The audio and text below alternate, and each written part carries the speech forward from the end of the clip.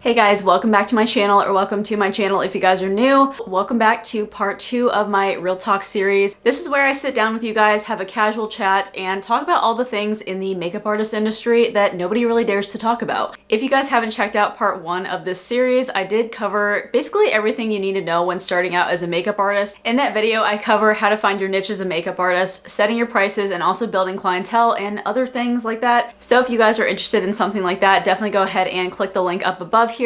In this video, I'm going to talk about unprofessional makeup artists, influencers, and Instagram makeup artists, and also just photoshopping in general. I feel like all 3 of those topics need to be addressed. But first, I have to go into disclaimers. These are very controversial and kind of more personal issues. So I definitely want to go ahead and put my disclaimers out there. Number 1, I am not by any means trying to target specific people or bashing people or anything like that. These are my own personal opinions. I'm solely doing this video just to point out the no-nos of the industry and just kind of, I guess, bring more light to these issues. However, I do understand that there are newer artists that are watching this. People may not know or be aware that these things are a no-no. So that's why I'm talking about things in this video. The first topic I want to go over is unprofessional makeup artists.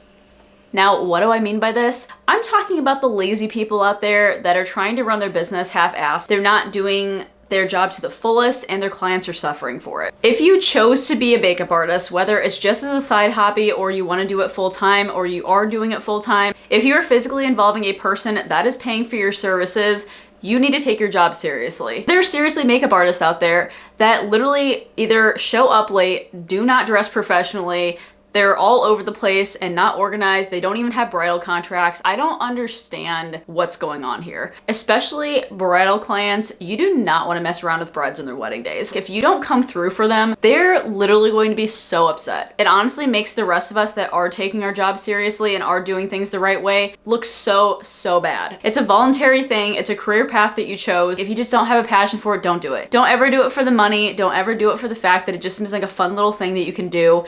If you're charging people for it, you need to take your job seriously. You have to have respect for yourself and for your clients. Your clients will expect you to be a professional. That's what they hired you for. So if you're not a professional or don't act like one or don't have professional things in place for your business, then just don't do it.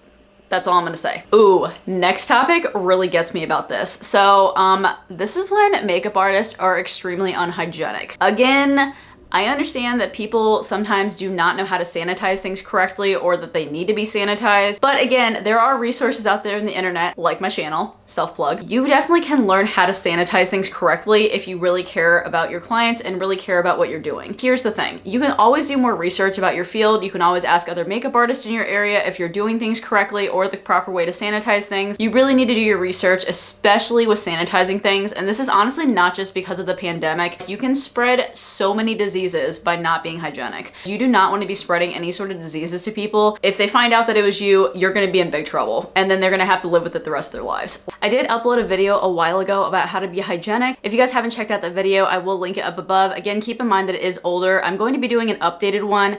Not like a lot of things have changed or anything, but I have changed the quality of my YouTube videos since then, so I feel like I probably should make an updated one. Now let's go on to a juicier topic here. Instagram makeup artists and also Instagram influencers. I wanted to kind of distinguish, I guess, the difference between makeup artists and makeup influencers. If somebody does not do makeup on anybody else except for themselves and you only see pictures of themselves on social media, they are a makeup influencer. I don't consider those people makeup artists. I consider them makeup enthusiasts because they don't actually do it for their profession. Okay, they do, but they don't. They obviously get paid sometimes to post makeup looks on Instagram. Like, I understand that that's their job. I consider a real makeup artist that goes on set, goes on to jobs, wakes up really early in the morning and has to do makeup on other people. That's what I consider a makeup artist personally. You guys may not agree, but that's personally what I think a makeup artist is. Also, a lot of the times when you see these makeup enthusiasts or makeup influencers, they do makeup collabs all the time and do makeup on other people, they are not being hygienic at all.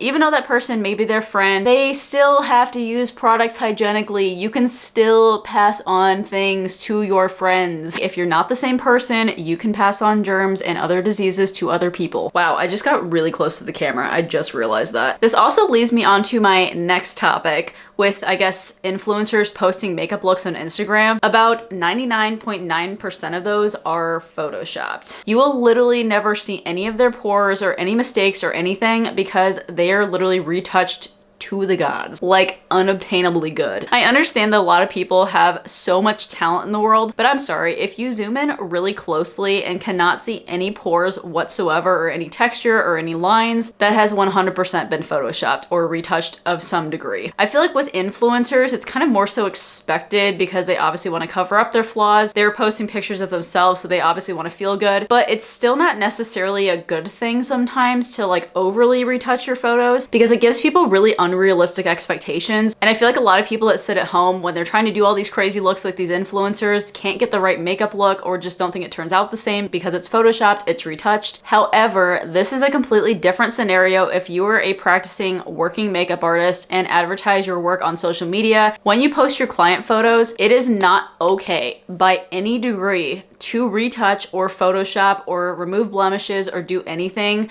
because that is falsely advertising your work. Clients will expect one thing out of you and then get another thing and will be extremely disappointed. A lot of times you get clients from word of mouth, so for some reason, if some of your clients start blabbing around and just noticing that your photos have been retouched and their makeup doesn't look the same as your client photos, and they figure out that you're not as good of an artist as you appear on social media, they're gonna spread the word, and word gets around, let me tell you. Besides just your clients, it's also an issue for other makeup artists as well. I feel like we as human beings compare ourselves so often to other people, and that's the case with makeup artists too. We compare ourselves to other makeup artists and their artistry skills. It's really bad whenever somebody photoshops their photos constantly and just kind of creates like an unrealistic picture or something super unobtainable, because it is, unless you have a computer. So a lot of the times other artists will start to get down on themselves and feel like they're not really that good, or that's the reason they're not getting clients because their photos don't look like this, but really it's been photoshopped. Just consider that. Also, just a tip, if you want to take really good client photos, all you need is good lighting. Like, you literally need artificial lighting, or you need to be in front of a window with natural light, something like that. And I literally take my client photos with my iPhone. Like, it's literally not even a professional camera. A lot of people think that I have really good quality photos, and lighting can 100% make or break your client photos. If you guys want to check out a video I created about how to take client photos and how you also add watermarks to your photos, I will be linking the video right up here. Anyways, I hope you guys really enjoy this video and really enjoy this Real Talk series. If you guys did, definitely go ahead and give me a big thumbs up, as well as also hitting that subscribe button down below if you do like makeup artist content. As always, I hope you guys are having an absolutely amazing day, and I'll talk to you guys in my next video. All right, bye.